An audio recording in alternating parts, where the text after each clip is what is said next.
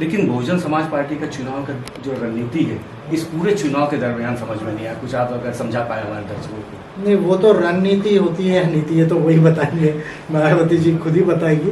पर मुझे ऐसा लगता है कि 40 साल हुए उस पार्टी को, 84 से लेकर शायद अभी 40 साल हो जाएंगे 2000, तो सीरियस पॉलिटिक्स करना चाहिए पॉलिसीज़ के ऊपर। तो वैसा कोई स्टैंड बीएसपी का नज़र नहीं आया मुझे यूपी, जो मैं समझता हूँ कि यूपी के लिए भी ठीक नहीं और देश के लिए भी ठीक नहीं। 2023 और 24 का जो चुनाव आप मतलब फाइट करने वाले हैं और बड़े दावे के साथ काफ़ी लंबे समय से आप बोल रहे हैं कि आप संसद में पहुंचेंगे और विधानसभा में भी आप जाएंगे, तो क्या तैयारी है कि इतनी बड़ी मतलब जो राजनीतिक पार्टी है भाजपा और कांग्रेस को शिकस्त देने की? देखिए, सबसे बड़ी शक्ति जो है एपीआई की, वो है नीतियों की।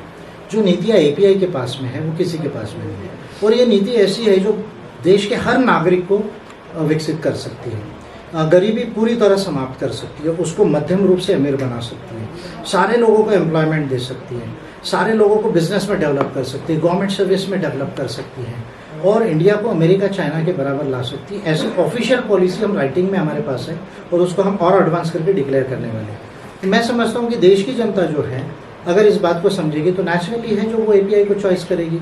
बीजेपी कांग्रेस के पास में ये नीतियाँ नहीं, हाँ उनकी पार्टी बड़ी है, उनके पास कार्यकर्ता ज़्यादा है, पैसा ज़्यादा हो सकता है, लेकिन नीति में वो बहुत पीछे है एपीआई से। और फिर मैं स्वयं चुनाव लड़ रहा हूँ 2024 में, तो ये चुनाव तो देश के लोगों को, जनता को सोचने का ये विषय है कि भारत के सबसे विद्वान को वो लोकसभा में देखना चाहते हैं, या भारत में जो भी माननीय सांसद है जिनको ज़्यादा नहीं आता है उनको वहाँ देखना चाहते हैं। तो ये तो बहुत बड़ा इंपॉर्टेंट इशू होगा कि यदि हमारे कंट्री को डेवलप करना है तो what should be the quality of democracy. अगर हम हमारे डेमोक्रेसी में पढ़े लिखे और विद्वान नेताओं को चॉइस नहीं करेंगे तो फिर ये तो नेताओं का लॉस नहीं है ना, देश का लॉस है। तो इसलिए ये इलेक्शन थोड़ा सा बहुत ही जो है मज़ेदार होगा, और मुझे पूरा विश्वास है कि मैं जहाँ से भी चुनाव लड़ूंगा लोग मुझे वोट करेंगे और एपीआई की बाकी कुछ सीटों को भी जो है वो जिताने का प्रयास करेंगे।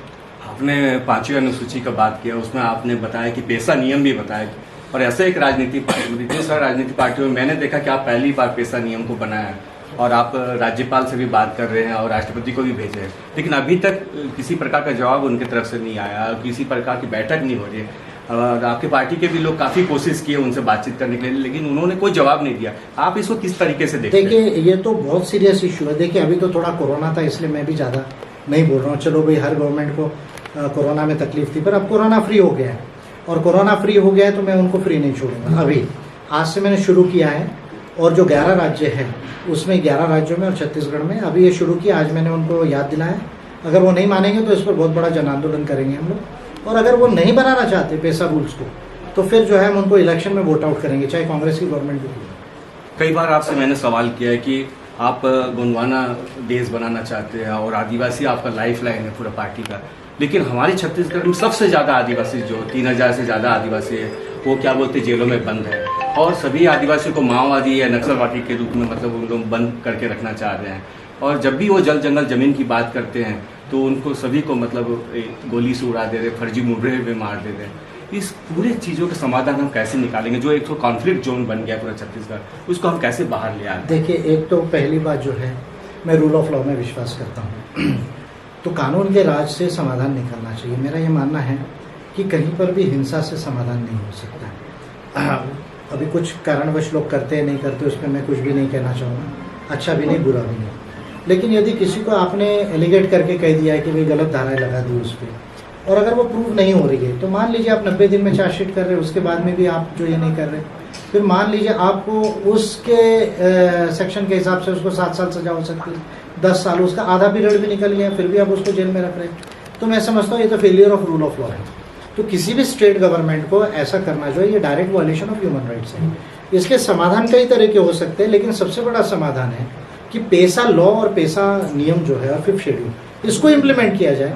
आदिवासियों के राइट्स जैसे जैसे आदिवासियों को मिलेंगे, तो आदिवासी जो कभी कभी मान लीजिए गलत बातों को सोच के हिंसा वगैरह में चले जाते हैं, या राइटफुल प्रोटेस्ट करते हैं और उनको गलत ढंग से आरोपित करते हैं, ये चीज़ें कम होंगी। बाद में इसको ह्यूमन राइट्स के लेवल पर डील किया जा सकता है, हाई कोर्ट में डील किया जा सकता है, सुप्रीम कोर्ट में डील किया जा सकता है, ये सारे ऑप्शंस है।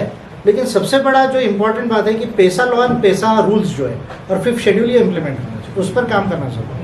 अभी हाल ही में हमारे बालोद जिले में सूर डोंगर करके गाँव है, जहाँ पर सबसे बड़ा आदिवासियों का जो गांव है, 2000 से ज़्यादा आदिवासी लोग निवास करते हैं, और एक चमार जाति के जो घर को उन सारे आदिवासियों ने मिलकर ग्राम सभा का प्रस्ताव के बाद उसको जेसीबी से उसके घर को तोड़ दिया जाता है। और जो वहाँ के विधायक है, वहाँ के जो एसपी है, वहाँ के जो कलेक्टर है, अभी तक मौन है 1 महीने के बाद भी। और वो क्या है कि अभी भी थाने में धरना देके बैठा हुआ है। देखिए, इसका समाधान हम कैसे? बहुत ही गलत चीज़ है। अगर ग्राम सभा के प्रस्ताव के बावजूद अगर आपने गलत बुलडोजर चला दिया, तो मैं समझता हूँ ये तो डायरेक्ट वायलेशन है पैसा लॉ का, फॉरेस्ट राइट्स एक्ट का अगर वहाँ होगा तो उसका भी वायलेशन है। और ये 2 लॉ भी सफिशिएंट है अपने आप में। और आईपीसी में भी कोई भी पब्लिक सर्वेंट जो है वो इलीगल काम नहीं कर सकता। और अगर वहाँ ट्राइब्स है तो यहाँ तो एट्रोसिटीज एक्ट भी जो है आप रिवोक कर सकते हैं। तो तीनों चारों एक्ट्स के अंदर में उसको अगर सही में ऐसा हुआ है तो वहाँ एफआईआर की जानी चाहिए, अगर एक्शन नहीं हो रही है तो। यही उसका सोल्यूशन है ऐसे समय। 2 बहुत निजी सवाल है। एक तो क्या है कि जैसे जैसे मेरिटाइम पार्टी ऑफ इंडिया आगे बढ़ते जा रही है, उसका जो संघ है एम्बस की गतिविधि कुछ समझ में नहीं आ रही है। नहीं, देखिए, देश को एक स्टैंडर्ड पॉलिटिकल पार्टी की ज़रूरत है। और मैं कहता हूँ कि देश में पार्टियाँ बहुत है पर स्टैंडर्ड पॉलिटिकल पार्टीज नहीं है। और यदि आप थोड़ा सा मैं इंडिया के बाहर चले जाऊँ तो पूरा यूरोप देख लीजिए, सोशल डेमोक्रेटिक पार्टीज़ है, कंजर्वेटिव पार्टी है, लेबर पार्टी है, अमेरिका में डेमोक्रेटिक पार्टी है, लिबरल डेमोक्रेटिक पार्टी जापान में है, चाइना में कम्युनिस्ट पार्टी ऑफ चाइना है, भले कम्युनिज्म को हम ना माने। तो वहाँ तो कोई आरएसएस बीजेपी या वामसिफ जैसे जो है वो संगठन नहीं है। वहाँ की पॉलिटिकल पार्टी ने उनके देशों को वहाँ तक लाया कि जो सबसे डेवलप्ड है, वहाँ गरीबी नहीं है, अनएम्प्लॉयमेंट नहीं है भी तो बहुत कम परसेंटेज है। तो देश को स्टैंडर्ड पॉलिटिकल पार्टी की ज़रूरत है, सामाजिक संस्थाओं की नहीं है। तो इसलिए सामाजिक संस्था का जो काम था उसको हमने थोड़ा सा अभी पीछे रखा और एपीआई को भारत की सबसे स्टैंडर्ड पॉलिटिकल पार्टी बने, ताकि ग्रेट गोंडवाना हम इसको बना सके। उस तरह से मैं इसको डेवलप करूँ।